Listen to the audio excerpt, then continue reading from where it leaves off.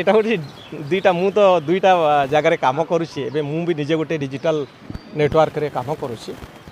TV रो reality आर reality टिके अलगा मु भावे जे भाषा स्टाइल ये सब भिन्न भिन्न किंतु भाव हूँ गोटे जो मनीष टीवी देखुची से ही मनीष भी यूट्यूब देखुची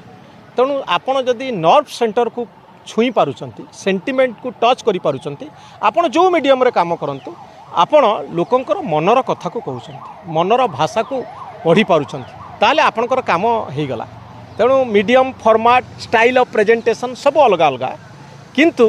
सबुठर गोटे कथा समान ता होची मनीषर मनर भाषा को टीवी रे थांतु खबर कागज थांतु बा डिजिटल प्लेटफॉर्म रे थांतु आपण जदि मनीषर मनर भाषा को पढ़ी पारुचंती बुझी पारुचंती ताहले आपण सक्सेसफुल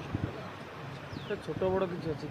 माने बड़ आमे छोट नै परिसर जनकर बड़ परिसर आपणकर छोट आपण देखंतु अमेरिका रे कम्युनिटी टेलीविजन अछि